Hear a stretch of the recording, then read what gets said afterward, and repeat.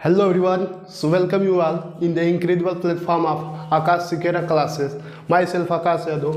चलिए आज हम लोग क्लास 10वीं का सिलेबस चालू करते हैं।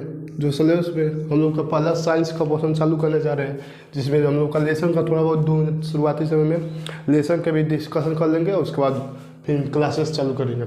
मान लीजिए हम लोग का केमिस्ट्री पहले चालू करने वाले थे, रसायन विज्ञान।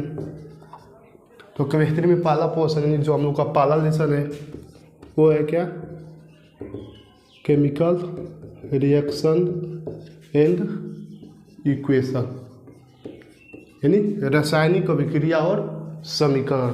कापी पेन एक मेक श्योर कीजिएगा कि कापी पेन लिए रहिए और साथ साथ का नोट्स भी बनाते रहिएगा। दूसरे लेसन का नाम है हम लोग का एसिड बेस एंड साल्ट, अम्ल क्षार और लवण। तीसरे लेसन का नाम है मेटल एंड नॉन मेटल, धातु और अधातु। और 4 नंबर के लेसन का नाम है क्या, कार्बन एंड इस कंपाउंड। और 5वें लेसन का क्या नाम है, पीरियोडिक क्लासिफिकेशन ऑफ एलिमेंट, तत्वों का आवर्त वर्गीकरण। तो ये हम लोग का केमिस्ट्री का सिलेबस है। और पेपर एग्जाम में मतलब जो यूपी बोर्ड हो गया, फिर कोई भी स्टेट बोर्ड हो गया, तो उसमें पेपर में आता है लगभग 70 नंबर का क्या होता है, रिटन होता है, और 30 नंबर का होता है इंटरनल होता है। तो 70 नंबर का जो रिटन होता है उसमें कैसे क्लासीफाई होता है मैं भी देखिए, फिजिक्स 25 का, केम 25 का और ये 20 का। कभी कभी क्या होता है इन दोनों में, केम और इसमें कभी कभी ये 22 से आ जाता है, तो 23 होता है, 23 होता है, तो ऐसे चलता रहता है। ठीक, तो चलिए फिर ये का हम लोग का सिलेबस का डिस्कशन हो गया। और अब हम लोग चालू करने जा रहे हैं क्या, कार्बन और उसके यौगिक। तो हेडिंग बना लीजिए एकदम सुंदर सुंदर अक्षरों से, कार्बन और उसके यौगिक। चलिए फिर चालू करते हैं। तो कार्बन और उसके यौगिक में पहली चीज़ ध्यान रखिएगा, कार्बन शब्द है पहले, इसका मतलब ये होता है कि जो क्लास 10वीं का सिलेबस है, यहाँ से इस लेसन को बोलते हैं का ऑर्गेनिक, ऑर्गेनिक केमिस्ट्री। ठीक, तो बहुत आप पहला लेक्चर है, तो पहले लेक्चर में तो पहले हम क्या सीखेंगे, पहले तो इंट्रोडक्शन वीडियो होगा। तो चलिए फिर इंट्रोडक्शन वीडियो लगाते हैं, नोट बना लीजिए और फिर स्टार्ट करते हैं का इंट्रोडक्शन वीडियो। चलिए फिर इंट्रोडक्शन, जो शब्द ऑर्गेनिक केमिस्ट्री अभी हमने बोला है, यानी कार्बनिक रसायन, जो ऑर्गेनिक केमिस्ट्री चालू करने जा रहे हैं, ऑर्गेनिक केमिस्ट्री। ठीक, जो ये शब्द है ऑर्गेनिक, इस शब्द का मतलब क्या होता है, the word organic means, the word जो शब्द है ऑर्गेनिक, इस शब्द का मतलब क्या होता है, लाइफ। क्या होता है, लाइफ यानी जैव। ठीक, जो ऑर्गेनिक शब्द का अर्थ क्या है, ऑर्गेनिक शब्द का अर्थ क्या होता है, लाइफ यानी जैव। जो ऑर्गेनिक शब्द होता है इसका मतलब होता है लाइफ, जो ऑर्गेनिक शब्द है। तो यहाँ से चालू होता है धीमे धीमे, तो सब फर्स्ट ऑफ ऑल जब कंपाउंड की क्या होने लगा, धीमे धीमे खोज होना चालू हुआ, तो कंपाउंड खोज होने लगा, तो इसमें मान लो कोई कंपाउंड होगा। ठीक, कंपाउंड यानी यौगिक होगा। तो यौगिक को क्लासीफाई किया गया था दो में, एक को बोला गया ऑर्गेनिक और एक को बोला गया इनऑर्गेनिक। एक को क्या बोला गया, ऑर्गेनिक कंपाउंड, और दूसरे को बोला गया इनऑर्गेनिक कंपाउंड, यानी कार्बनिक यौगिक और अकार्बनिक यौगिक। तो उस समय ऑर्गेनिक कंपाउंड किसको बोला गया और इनऑर्गेनिक कंपाउंड किसको गया, ये सोर्स के हिसाब से बोला गया, मतलब जो जहाँ से मिलता होगा उसको उस हिसाब से बोल दिया गया। जैसे मान लो ऑर्गेनिक कंपाउंड उसमें बोला गया ये कहाँ से मिलता है, उन समय बोला गया का जो भी लिविंग ऑर्गेनिज्म होंगे, यानी बोल सकते हो सजीव होंगे, वहाँ से बोला गया। इसको बोला गया का नॉन लिविंग ऑर्गेनिज्म, ठीक। फिर लिविंग ऑर्गेनिज्म में बोला गया कहाँ से मिलता है, इसको बोला गया कि ये मिलता है कहाँ से, प्लांट एंड एनिमल्स, ये पेड़ पौधों से मिलेगा और जानवरों से मिलेगा। इसको क्या बोला गया, नॉन लिविंग ऑर्गेनिज्म में। इसको बोला गया बेसिकली मिलेगा मिनरल्स मिलेगा, मिनरल्स मिलेगा और जो गैस होंगे उन सब से मिलेगा। ठीक, इसको क्या बोला गया इनऑर्गेनिक कंपाउंड। तो जब शुरू में कंपाउंड का क्लासिफिकेशन चालू हुआ तो बोला गया का ऑर्गेनिक कंपाउंड यानी लिविंग ऑर्गेनिज्म, नॉन इसको बोला गया का प्लांट एंड एनिमल। एक हुआ इनऑर्गेनिक कंपाउंड जो कहाँ से मिला, नॉन लिविंग ऑर्गेनिज्म यानी मिनरल और गैसेस से। तो इसके बारे में जब कंपाउंड खोज होने लगी तो हम लोग को बेसिकली ऑर्गेनिक कंपाउंड यानी ऑर्गेनिक चालू किए। तो इसी के बारे में बात करेंगे। आई होप लिख लिए होंगे आप लोग, लिख लीजिए, फिर हम आगे इसके आगे चालू करते हैं। फिर जो भी ऑर्गेनिक कंपाउंड था उसमें कहाँ से प्राप्त होने लगा, जो भी सजीव थे, जो जीवधारी होते उनसे मिलने लगा, जो ऑर्गेनिक कंपाउंड होने लगा धीमे धीमे। तो ऑर्गेनिक कंपाउंड का मतलब क्या हुआ, ऑर्गेनिक कंपाउंड यानी कार्बनिक यौगिक। किसको बोला गया, ऐसा यौगिक जिसमें क्या होता था कंटेंट कार्बन, जिसको क्या होते थे कार्बन तो होना ही होना है। ठीक, उसको क्या बोला गया ऑर्गेनिक कंपाउंड बोला गया। इसको जो कार्बन होता है इसके काफ़ी प्रॉपर्टी आगे पढ़ेंगे, उसमें से एक होता है का कैटिनेशन का प्रॉपर्टी, कैटिनेशन इसको बोलते हैं का कैटिनेशन मतलब क्या होता है, इसको बोलते हैं श्रृंखलन। जो कार्बन होता है क्या होता है श्रृंखलन का गुण प्रदर्शित करता था उस समय। कैटिनेशन का मतलब ये भी बोलते क्या होता है एक सेल्फ लिंकिंग प्रॉपर्टी होता है। सेल्फ लिंकिंग प्रॉपर्टी मतलब क्या, खुद से जुड़ना, मतलब कार्बन का करता है आपस में मिलकर काफ़ी लंबी चेन बना सकता है। नहीं, इसी को बोलते हैं क्या कैटिनेशन बोला गया। तो उस समय जब खोज होने लगी तो कई लोग जो ऑर्गेनिक कंपाउंड है, ऑर्गेनिक केमिस्ट्री है, इसी को क्या बोलने लगे कार्बन केमिस्ट्री। इसी को क्या बोलने लगे कार्बन केमिस्ट्री। तो ये सबका इंट्रोडक्शन था शुरुआती में जब ऑर्गेनिक कंपाउंड खोज हुआ। ऑर्गेनिक को कहाँ से बोला गया, बोल सकते हैं कहाँ से बोला गया लिविंग ऑर्गेनिज्म यानी जो जीवधारी होंगे, जो जिंदा होंगे उनसे मिला, और प्लांट से मिल सकता है और एनिमल से मिला। थे इसको बोला गया ऑर्गेनिक कंपाउंड। ऑर्गेनिक कंपाउंड में बोला गया कि क्या उसमें कहीं ना कहीं कार्बन होंगे तो होंगे। ठीक, उसके बाद बोला गया कार्बन मतलब का कार्बन क्या शो करता है, कैटिनेशन का एक प्रॉपर्टी होता है उसको शो करता है। अब इसके बारे में आगे एकदम बढ़िया से बात होगी। ठीक, इंट्रोडक्शन हो गया। तो एक हेडिंग वाला उसमें एक वैज्ञानिक थे जिनका नाम था उनका नाम था जे वर्जीलियस। ठीक, वर्जीलियस नाम का थे एक वैज्ञानिक थे।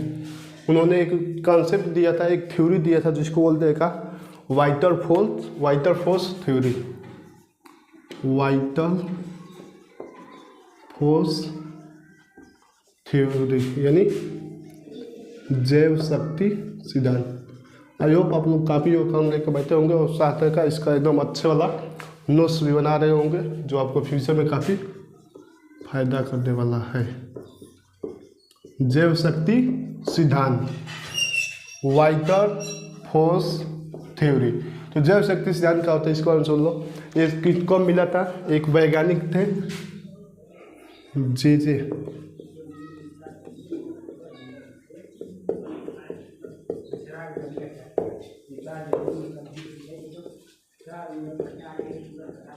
जे वर्जीलियस हम क्या थे, एक वैज्ञानिक थे।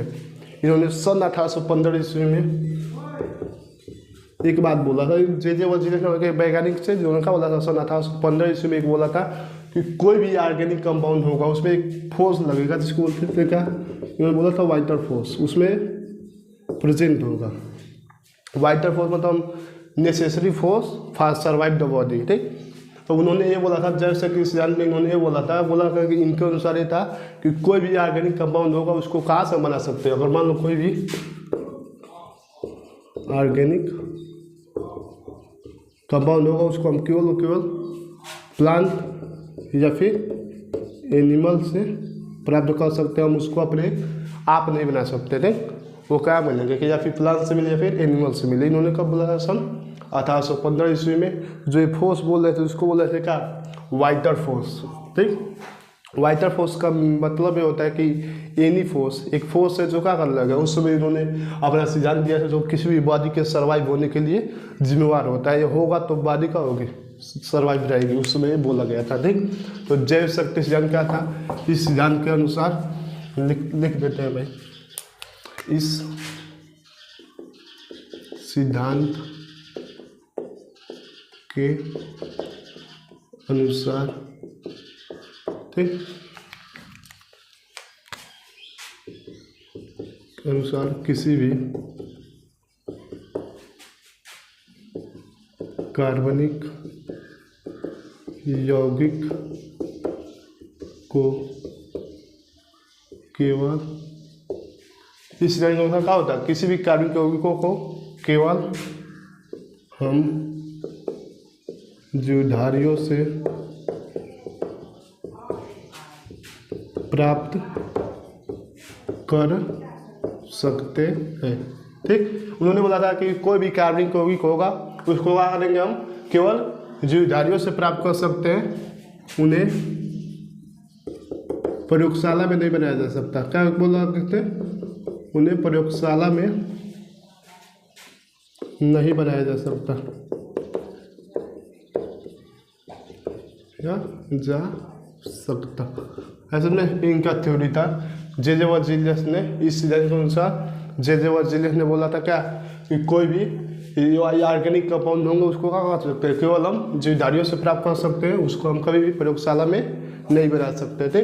तो अब ये बोल कर ये चले गए। तो इन्हीं का एक स्टूडेंट है, कब की बात हो रही है, सन 1815 की बात है। ठीक, इन्हीं का एक स्टूडेंट था जिसका नाम क्या था, ओहलर। ठीक, इन्हीं का स्टूडेंट था, इसको बोल रहे थे का ओहलर। उन्होंने क्या बोला था, ये तो बोल कर चले गए थे ना, तो कोई भी ऑर्गेनिक कंपाउंड होगा भैया उसको हमको जो भी प्लांट एंड किंगडम होंगे, फिर जो जीवधारी होंगे उनसे बना सकते हैं। इन्होंने ये नहीं बोला कि लैब में नहीं बना सकते। ठीक, लैब में तुम नहीं बना सकते, any organic compound only forming plant बोल सकते हैं, फिर जीवधारी और living organism we can not form in laboratory, इन्होंने ये बोला था। जो ओरल थे इन्होंने सन 1828 ईस्वी में ये बोला था कि कोई सी भी, इन्होंने देखा था अमोनियम साइनेट, इन्हीं के क्या थे, जो वर्जिलियस साहब थे उन्हीं के भाई साहब स्टूडेंट थे। ठीक, वर्जिलियस के कौन थे, स्टूडेंट थे। ठीक, इन्होंने ओरल ने देखा था कि सन 1828 ईस्वी में इन्होंने अमोनियम साइनेट लिया था, EnH4CnO, इसको क्या बोलते हैं, अमोनियम साइनेट। तो क्या कर रहे थे, गर्म कर रहे थे। ठीक, अमोनियम साइनेट को उन्होंने गर्म किया तो देखे एक ऐसा कंपाउंड बना जिसका जो भी प्रॉपर्टी था किससे मिल रहा था, ऑर्गेनिक कंपाउंड से मिल रहा था। तो इन्होंने उस समय बोल दिया कि का यही इन्होंने कंपाउंड बनाया था और बोला यही क्या है, एक ऑर्गेनिक कंपाउंड फॉर्म किया और बोला इसका जो भी प्रॉपर्टी है ऑर्गेनिक कंपाउंड से मिल रहा है, इसलिए हम क्या बोल रहे, इन्होंने बोला कि ऑर्गेनिक कंपाउंड को हम जीवधारियों से प्राप्त करेंगे, अच्छी बात होगा, लेकिन इसको क्या कर सकते हैं, प्रयोगशाला में भी बना सकते हैं। इन्होंने ये बोला था। इसका नाम क्या है, यूरिया, सब लोगों ने देखा भी होगा, यूरिया। ठीक, NH2CO नाचो CO नाचो। ठीक, ऐसे याद कर सकते हो। तो किसी भी कार्बनिक यौगिकों का उन्होंने वाइटरफोर्स थ्योरी जे वर्जिलियस ने दिया था।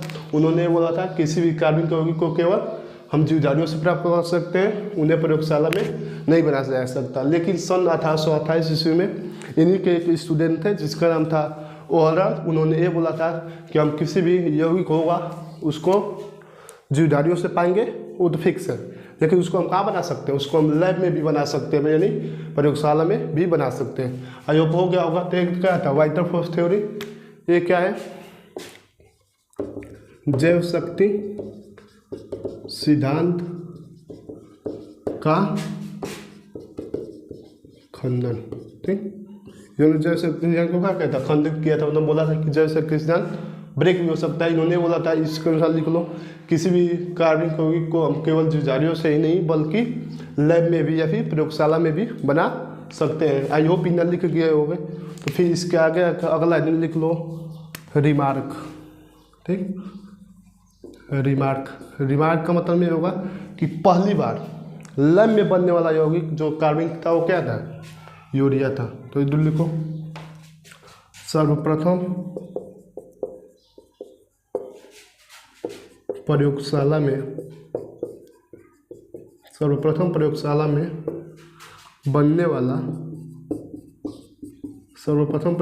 बनने वाला कार्बनिक यौगिक यूरिया है। ठीक, तो सर्वप्रथम कौन बना था? लैब में बनने वाला कार्बनिक यौगिक कौन था? यूरिया था। आई होप इतना हो गया होगा, तो फिर आप लोग इसको लिखिए, फिर हम आगे की क्लास में देखते हैं। ठीक, तो एक हो गया का सर्वप्रथम प्रयोगशाला में बनने वाला कौन था? कार्बनिक यौगिक यूरिया। तो अब लोग बोलते हैं दूसरा क्या बना था, तो इन्होंने सन 1828 की बात इन्होंने बोल कर चले गए। फिर आए एक यौगिक, एक कंपाउंड इन्होंने आए कौन? 1845 ईस्वी की बात है। वो एक वैज्ञानिक है जिनका नाम था कोल्बे। ठीक, कोल्बे। इन्होंने देखो एक बना था कब? 1828 ईस्वी में। फिर बना कब? 1845 ईस्वी में, लंबे समय के बाद। ठीक, इन्होंने कोल्बे नामक वैज्ञानिक थे, इन्होंने एक दूसरा ऑर्गेनिक कंपाउंड खोजा जिसका नाम दिया क्या? Acetic acid. आई होप इसको सब लोग जानते भी होंगे। एसिटिक एसिड कहाँ पाया जाता है? सिलिका में पाया जाता है। इसका आईपीएससी नाम क्या था? Ethanoic acid. अभी आईपीएससी नाम भी लिखना, अगली क्लास में आएगा तो उसमें सिखाया भी जाएगा। तो क्या उन्होंने सबसे दूसरा बनने वाला यौगिक कौन था? Acetic acid. देखो पहला बना था कब? 1828 ईस्वी में। 28 के बाद लंबे समय के बाद 45 में बना। फिर इसके बाद तीसरा बनने वाला था 1856 ईस्वी में। इसको किसने बनाया था? वॉल्थ-लोथ। ऐसे कोई वैज्ञानिक का नाम है वॉल्थ-लोथ। ठीक, वॉल्थ-लोथ नामक वैज्ञानिक थे, इन्होंने बनाया था मीथेन, जिसका फार्मूला भी होता है का?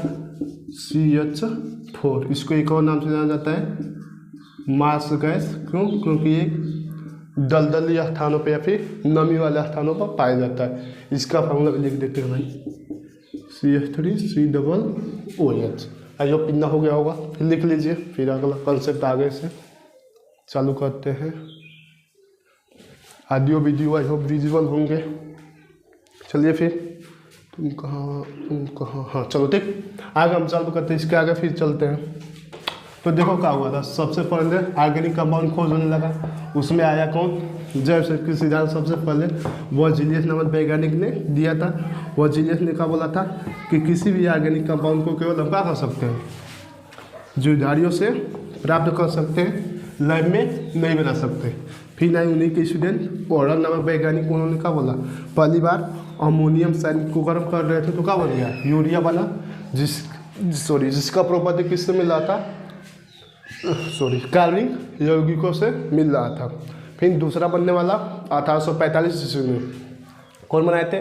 कोल्बे ने देखा था क्या? एसिटिक एसिड जिसका फॉर्मूला कहाँ मिल रहा था? CH3COOH, जिसके भी सभी प्रॉपर्टी ऑर्गेनिक कंपाउंडों से मिल रहे थे। तो ऐसे धीमे धीमे ऑर्गेनिक कंपाउंडों की क्या होने लगी? खोज होने लगी। तो जब बहुत ज़्यादा खोज होने लगी तब उसको क्या होना? उसको दर्शाने की भी ज़रूरत होगा। तो कई लोग आए, परमाणु आए, लोग आए दर्शाना चालू किए। कोई बोला मार्कुलर फार्मूला से दर्शाया, कोई कंडेंस फार्मूला से दर्शाया, ठीक, कोई बॉन्ड लाइन स्ट्रक्चर से दर्शाया। काफ़ी तरीके से दर्शाया गया, लेकिन उसमें सबसे फेमस यानी सबसे सही कौन हो गया? बॉन्ड लाइन स्ट्रक्चर, आबंध रेखा सूत्र। ठीक, उसमें सबसे सही यही चला और सबसे ज़्यादा चलता भी है। जैसे भी इन्होंने ऐसे कुछ आबंध रेखा से दर्शाया जाता था। आबंध रेखा होता क्या है? जब हम अब IPSC के बारे में जब चालू करेंगे उसमें इसके बारे में एकदम ब्रीफ में बताया भी जाएगा। तो अब लोग चालू करते हैं क्लास 10वीं के सिलेबस में। लेसन का क्या नाम था? कार्बन और उसके यौगिक। तो कार्बन के बारे में पहले अब चालू करते हैं। तो चलिए फिर कार्बन देखिए। ठीक, कार्बन और उसके यौगिक था ना, तो कार्बन के बारे में देखें। तो पहला सवाल, 2-3 सवाल जो लाजिम में सबसे पहले आते हैं, वाई कार्बन। मतलब कार्बन के बारे में हम कोई ना पढ़ेंगे, अकेले मान लो ये भी अवस्था का कोई एक एलिमेंट है। ठीक, इसी के बारे में क्यों पढ़े? तो इसका इंट्रोडक्शन पहले देख लीजिए। वाई कार्बन के बारे में हम लोग क्यों पढ़े, तो इसको हम पहले देख लो।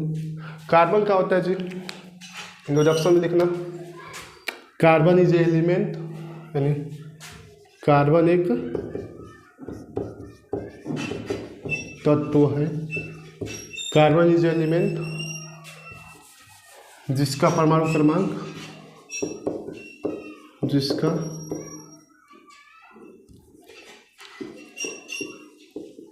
परमाणु क्रमांक 6 होता है। देखो लो का carbon is element whose atomic number is 6।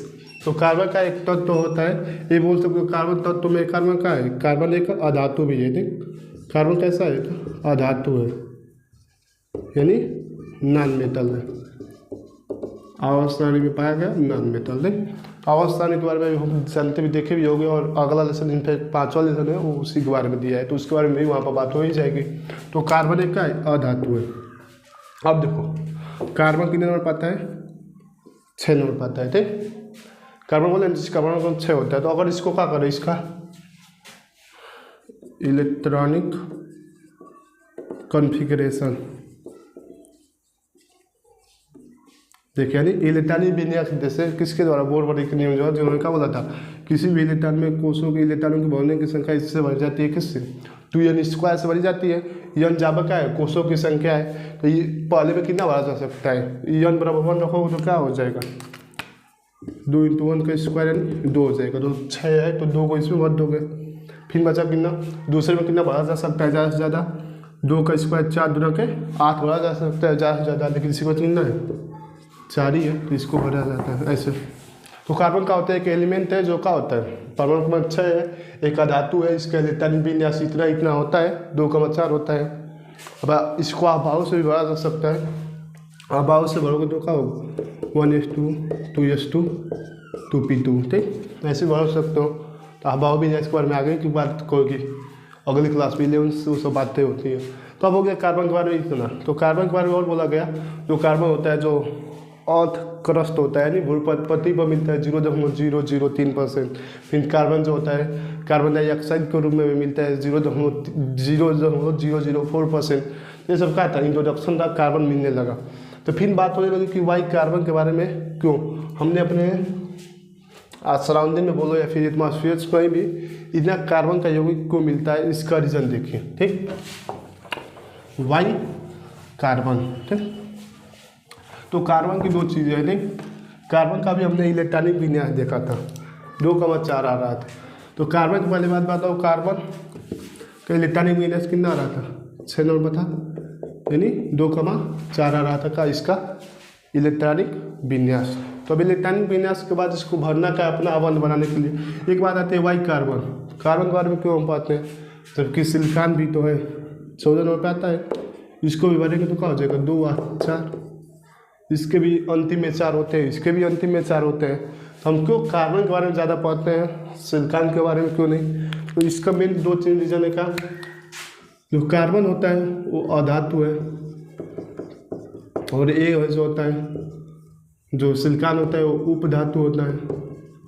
ठीक और बात जो कार्बन होता है वो भी कोवैलेंट बॉन्ड बनाता है, ये भी कोवैलेंट बॉन्ड बनाता है। कोवैलेंट बॉन्ड यानी संयोजक बॉन्ड क्या होता है, एक ही प्रकार या अलग प्रकार के परमाणुओं के इलेक्ट्रॉन के स्थानांतरण के द्वारा बना हुआ आबंध क्या कहलाता है, संयोजक आबंध कहलाता है। मतलब एक ही प्रकार का परमाणु होगा या फिर कोई अलग होगा, उन दोनों के बीच जो इलेक्ट्रॉनों के ट्रांसफर से बोल सकते हो या फिर स्थानांतरण बोल सकते हो, एक्सचेंज बोल सकते हो, एक ए लेगा एक ए लेगा, इन दोनों से जो बना गया आबंध होता है उसको क्या बोलते हैं, संयोजक आबंध। ठीक ये हो गया उपधातु है। और बात ए भी संयोजक बनाता है, ए भी बनाता है, लेकिन ए है इसके बाद एक विशेष गुणधर्म है जिसको अभी क्लास में शुरू में बात किए थे, केटिनेशन का। नहीं केटिनेशन यानी इसको बोलते हैं श्रृंखलन, जबकि जो सिलिकॉन है किस रूप में मिलता है, पॉलीमर के रूप में मिलता है।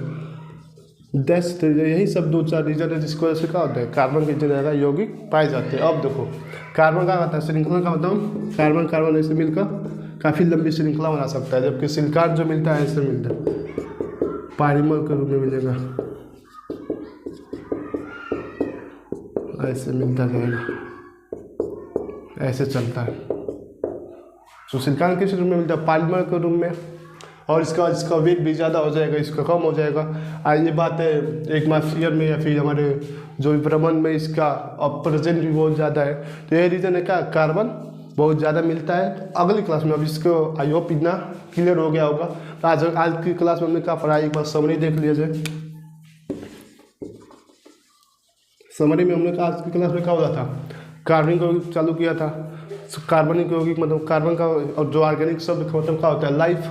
उसके बाद चालू किया था कंपाउंड। कंपाउंड में बोले थे दो प्रकार से, एक ऑर्गेनिक कंपाउंड, दूसरा इनऑर्गेनिक कंपाउंड। जो ऑर्गेनिक कंपाउंड होगा वो कहाँ से मिलेगा, लिविंग ऑर्गेनिज्म से। जो इनऑर्गेनिक होगा नॉन लिविंग ऑर्गेनिज्म। यानी लिविंग ऑर्गेनिज्म मतलब प्लांट और एनिमल, लिविंग ऑर्गेनिज्म का मतलब नॉन लिविंग का मतलब मिनरल एंड गैसेस। फिर आगे चले, कल लोग ऑर्गेनिक केमिस्ट्री को कार्बन केमिस्ट्री भी बोलते थे। फिर आया था क्या, जैव शक्ति सिद्धांत। यानी सबसे पहले जे वजीर वैज्ञानिक ने बोला था, इन्होंने क्या बताया था, इन्होंने बोला था किसी भी कार्बनिक यौगिक को क्या कर सकते हैं हम, केवल जीवधारियों से प्राप्त कर सकते हैं, इन्हें हम प्रयोगशाला में नहीं बना सकते। और जबकि वो थे कौन, हाँ, उसके बाद वो अलग आए थे सन 1828 ईस्वी में। इन्होंने क्या बोला था कि किसी भी कार्बनिक यौगिकों को क्या कर सकते हैं हम, एक जीवधारियों से प्राप्त कर सकते हैं, पर इनको कहाँ हम बना सकते हैं, जीवधारियों से प्राप्त करेंगे, लेकिन इसको प्रयोगशाला में भी हम बना सकते थे। तो ऐसे ऐसे धीमे धीमे ऑर्गेनिक कंपाउंडों की खोज होने लगी। फिर हमने कार्बन का इंट्रोडक्शन देखा। कार्बन का ऐसा है 2 और 4 इसका इलेक्ट्रॉनिक विन्यास होता है। एक अधातु होता है, ठीक, जो हमारे एटमॉस्फेयर में जो पाया जाता है 0.002%। फिर कार्बन डाइऑक्साइड के रूप में 0.03% प्रेजेंट होता है। आई होप इतना समझ में आया होगा। तो आगे की वीडियो मतलब आज आगे क्लास में हम करेंगे क्या कि कार्बन कैसे आबंध बनाता है, या फिर कार्बन कार्बन के बीच कैसे संयोजक आबंध बनता है, और कैसे ये आबंध बनाने के बाद कैसे सेल्फ लिंकिंग प्रॉपर्टी होता है। फिर पढ़ेंगे का इलेक्ट्रॉन बिंदु संरचना। फिर पढ़ेंगे हाइड्रोकार्बन के बारे में। आई होप क्लासेस किए होंगे, इसको रिवाइज करते रहिए। मेक श्योर ऑर्गेनिक केमिस्ट्री में देखिए, ऑर्गेनिक केमिस्ट्री के लिए पौधों का सबसे मेन अच्छा काम तरीका ये होता है ऑर्गेनिक केमिस्ट्री में। मेक श्योर मान लीजिए पहला हमारा क्लास था, आज ओवर हो गया। फिर जब दूसरा क्लास हम डालने मतलब अपलोड करने वाले हैं, तो दूसरे क्लास में आने से पहले क्या कीजिए, मेक श्योर कि जो पहला क्लास होगा हो रहे ऑनलाइन, मतलब पहला क्लास रिवाइज रहे, मतलब पहला क्लास रिवाइज करने के बाद ही दूसरे में आओ। फिर दिन दूसरा हो गया, फिर तीसरे में आएंगे तो दूसरा तो रिवाइज होना ही चाहिए। मेक श्योर पहला भी रिवाइज हो, ठीक। तो ऐसे रिवाइज करते रहिए, पढ़ते रहिए। फिर मिलेंगे अगली क्लास में, तब तक के लिए ओके बाय।